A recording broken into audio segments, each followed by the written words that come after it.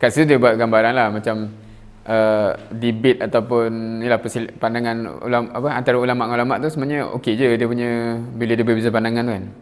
Tapi anak murid tu kutuk dia lain macam kan. So contohnya macam kalau kata Imam Syafi'i dengan antara dia orang tu berbeza pandangan tu harmoni je.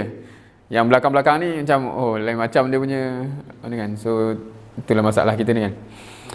So istiqamah pada jalan yang benar, tidak hulu ataupun tidak menjilat atau meremehkan, tidak mencaci maki atau sewenang-wenang. So kita sepatutnya ada benda ni lah. So just kerana kita ikut satu pandangan, member kita ikut satu pandangan yang lain, dan dua-dua ni masih within lingkup, boleh je nak mana-mana pandangan dia isu khilaf.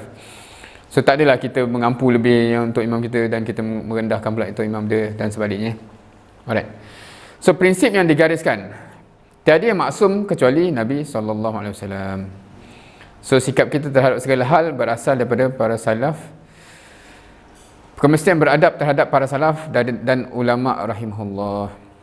Okay, termasuklah ulama' yang mutakhir pun. So just kerana kita berbeza pandangan dengan mana-mana ulama', tak menyebabkan kita tiba-tiba merendahkan ulama' tu. Ni belum nak cakap, kadang-kadang kalau kes kita sekarang ni tak ada, bukan salah ulama' tu langsung kan. Orang belakang-belakang ni yang tiba-tiba dah jadi merelatekan something dengan ulama' tu. Now, selain Rasulullah SAW, betapa pun keutamaan dan kemuliaan mereka, kadang-kadang boleh silap, kadang-kadang boleh benar.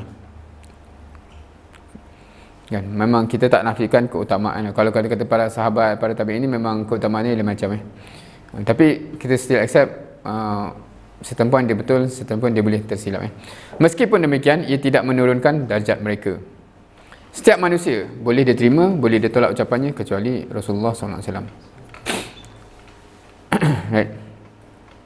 Segala perkataan, perbuatan dan hukum daripada sahabat, tabi'in, tabi'in harus diukur dengan Quran dan Sunnah.